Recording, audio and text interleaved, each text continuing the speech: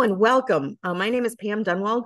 I am one of your nurse advocates, and we are with Your Nurse Advocate Consulting, and we are also sharing this. This is such an important topic. We're also going to share this on our patient advocate match, our directory of healthcare services. So we're really super excited to have Sylvia Reisman here. She is a patient advocate, and her company is Purity Patient Advocates. And so Sylvia, welcome. I just want to say we are so happy to have you this morning to be able to share some of your expertise and just why people need an advocate and what got you started. So let's go ahead and jump in. So Sylvia, if you could just tell us a little bit about yourself and how you got into patient advocacy.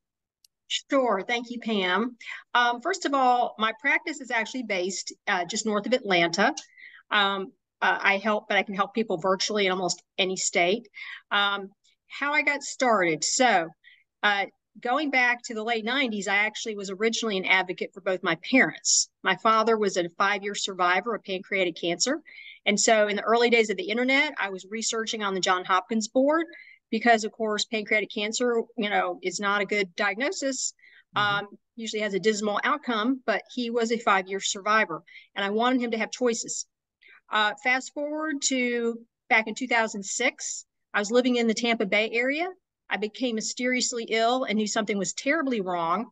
Ran from doctor to doctor within my insurance network in the Tampa area, Tampa Bay, as well as I went back to Savannah, Georgia, which is where I grew up, and saw doctors in Savannah, the Atlanta area, because I previously lived in the Atlanta area. And so I saw over 20 doctors, about 23 doctors over the course of 5 years in trying to get a correct diagnosis. At the 5-year mark, I self-diagnosed through a highly specialized test that determined I had Lyme disease. And the physician who I brought the test kit to in Florida actually misinterpreted the test results, which I hate to say it, but I expected it. Because he'd never run the test before. So I actually called the lab company in California and spoke to the owner at the time, which was around 2011. And he said, yes, you are positive for Lyme disease. So 5 years, 20-something doctors, and it shouldn't take anyone that long.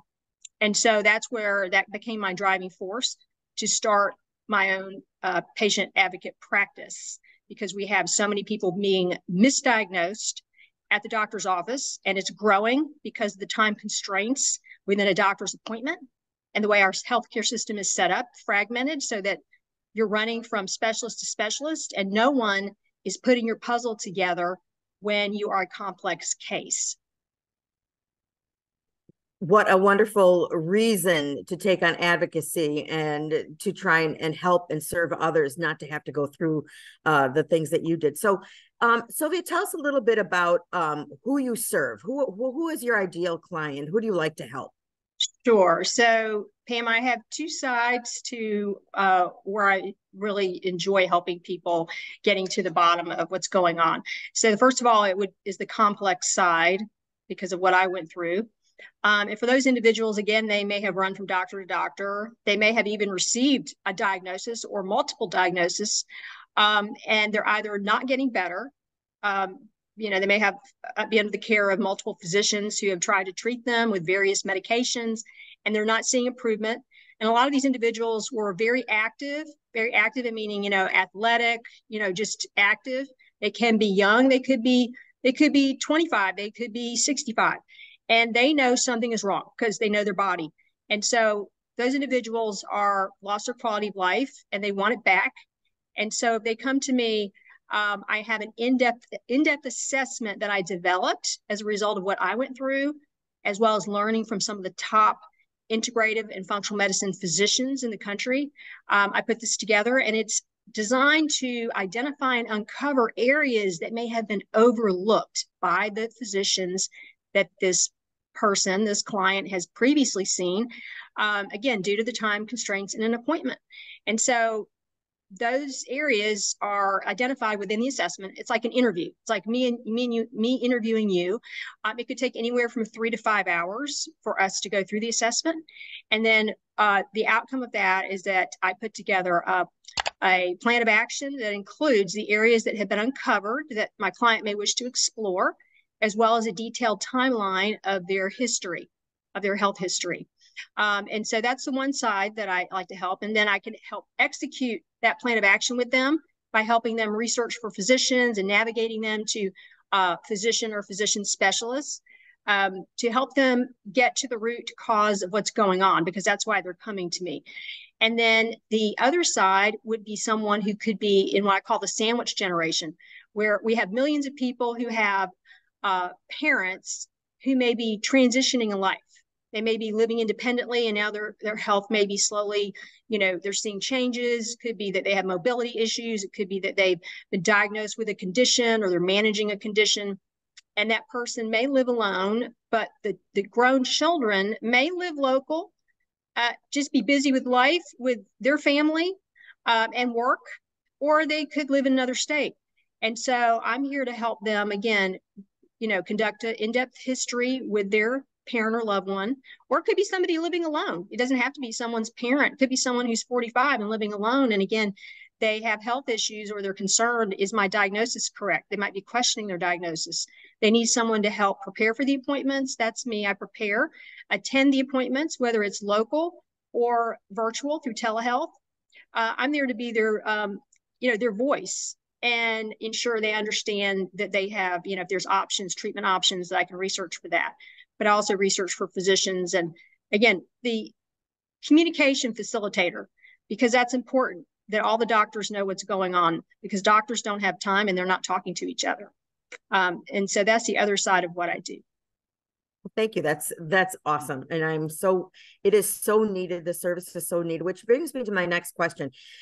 Patient advocacy has been around for many years, but since COVID and since accessing our doctors and our clinics and our hospitals has gotten so much worse since COVID, advocacy has really come to light. So, Sylvia, can you share some examples of how advocacy can make a difference, or where an instance where advocacy could really step in and help? Absolutely, Pam. So first of all, I want to step back for a second and say that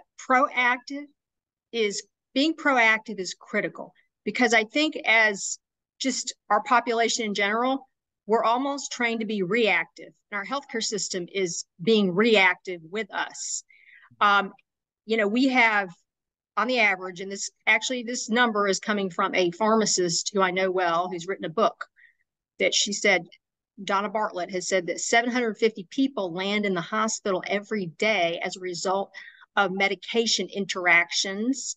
And so I just want to throw that out, because part of my model is preventing my clients from ending up in the hospital, and that's by being proactive with them. So as an example of where that could be critical is a case that some of you may be aware of about a young lady. She's now 17. She was 10 at the time. Her name's Maya. Right now, the Take Care of Maya trial is going on in Sarasota County, Florida. And this is at the time, this young lady, she was 10 back in 2016. She had a complex illness called complex regional pain syndrome, which is a rare condition, extremely rare in children. It's rare in adults, but more rare in children. Her mother was a highly intelligent, educated nurse. And in her case, again, as any mother would want to do, in addition to the fact that she was a nurse, she was trying to be her daughter's best advocate. But whether you have nursing or you're a physician, you're a clinician, when you're emotionally invested with a family member or a loved one when they are sick, this is when you need an independent patient advocate more than ever. Because unfortunately, in the case of Maya's family, the mother took her life. And as a result of this, totally was out of control. This case went out of control with the child, Maya, being held in the hospital for almost 3 months, with the Department of Family and Children's Services was involved. A social worker at the hospital was involved, all trying to make the mother look like she was crazy and trying to hurt her child, which was, just nothing further from the truth. And so now it's a major trial, excuse me, where the family is suing Johns Hopkins All Children's Hospital for $220 million.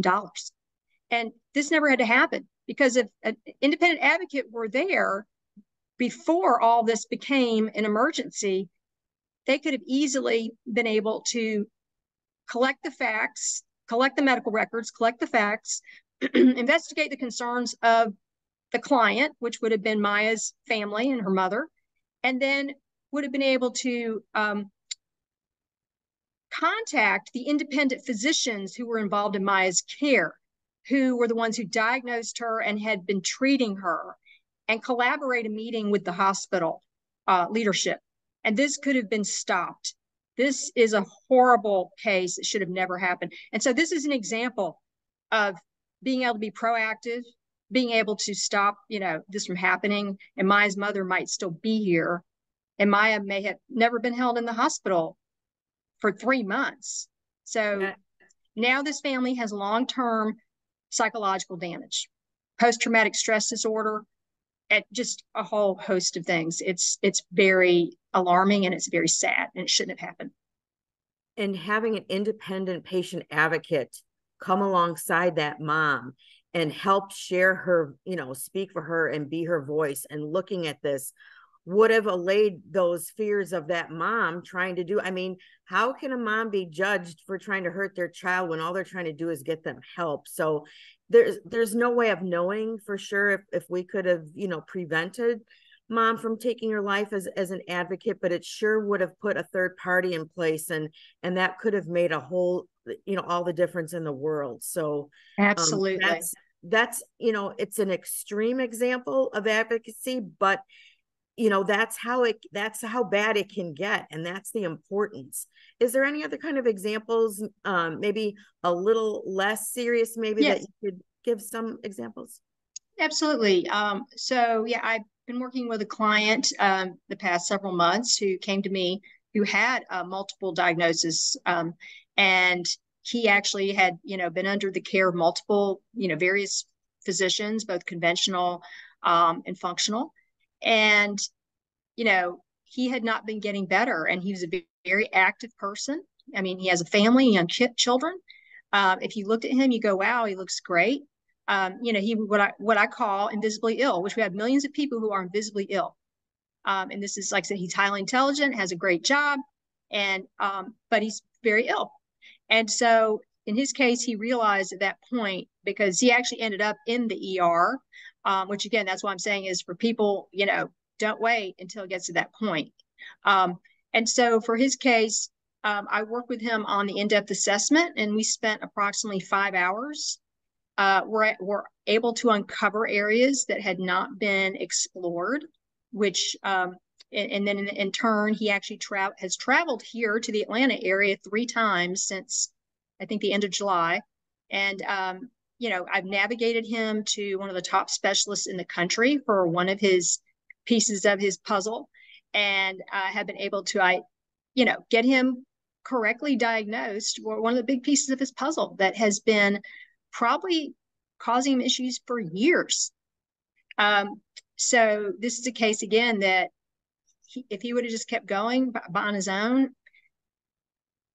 odds are he was not going to uncover this. And so he felt that the assessment was extremely beneficial.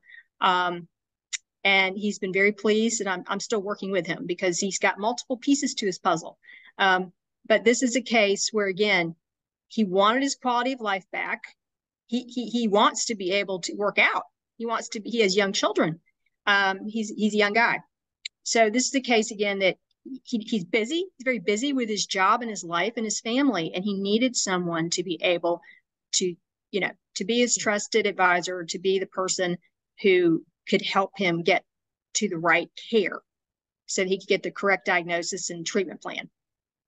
Well, kudos to you, Sylvia. And you can certainly hear the passion in your voice that, in helping these people navigate the healthcare system and get answers. So how would someone get a hold of you as far as wanting to reach out if they would like to use your services? Absolutely, Pam.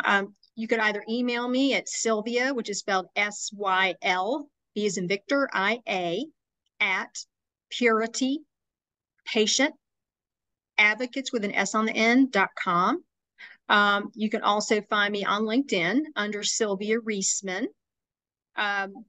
which my last name is Reisman. I'm also on Facebook. I have a Facebook page, which is Purity Patient Advocates, LLC. And I have an Instagram page, which is at Purity Patient Advocates. And of course, you can Google me. My website is Purity Patient Advocates with an S on the end.com. And that's probably the best way to get in touch with me. And I will, for when those of you that are going to be looking at this video in the future and seeing the replay, I will have all that information in the video details. So we will have all those ways for you to be able to get a hold of Sylvia. So Sylvia, as we wrap up today, is there anything that we haven't covered, or is there something important that you feel that we haven't talked about that you'd like to say before we wrap up today? I think I'd just like to stress again that I do navigate strictly to physician offices and not to hospitals. But depending on your particular situation, if you live in another state, in most states I can help people virtually. As far as I research for physicians, and if it's someone complex and they've already been to several and they're not getting anywhere, several physicians, like I said, I research for physicians in and out of network, because in many cases you have to go out of network if you haven't been able to find answers in network. But just want to make sure that I can provide virtual services in most states for individuals. And that, again, as an independent patient advocate, I work directly for my client. I do not report to an insurance company or a hospital. So I look out for your best interests. Otherwise, I wouldn't be able to help the way I'm able to help. So and also one last thing is that if you are working for an employer, and if you have a health savings account, an HSA account, you may be able to utilize the funds to pay for my services. But I cannot tell you directly that you can. I always encourage my clients to reach out to their human resources manager, their benefits administrator, or if you're comfortable, if you have a CPA, to discuss that with them. Thanks, Sylvia. And, and that's really important that you brought up the fact of being an independent patient advocate, because oftentimes you can get a nurse navigator or someone along that same line as what we do as independent patient advocates. And you can get that through the insurance company. You can often get that through the clinic. But again, they are employed by a clinic, employed by a hospital, employed by an insurance company. So at the end of the day, they have to follow the guidelines that's put out by whatever that entity is. And that's such the important difference from those of us that are independent, is that we don't report, we are not held accountable to any entity except our client, which means that gives us 100% autonomy to be able to advocate for them and look out for them without having to worry about making another entity happy with our services. So I think that's a really, really important piece, Sylvia, that you shared there. So with that being said, I just want to say thank you for everyone that's watching this video, and please take what Sylvia said to heart, because independent patient advocates certainly have a place, especially when you're struggling with navigating the healthcare system or not feeling like you're getting the answers that you deserve. There is help out there. So please don't hesitate to reach out, and reaching out sooner versus later is always the best option. So with that being said, I just want to again thank Sylvia so much for coming and sharing her story and sharing what she does and sharing the great news of independent patient advocacy. So with that being said, we'll say take care, and we'll see you soon. Thank you, Pam. Thank you so much for having me.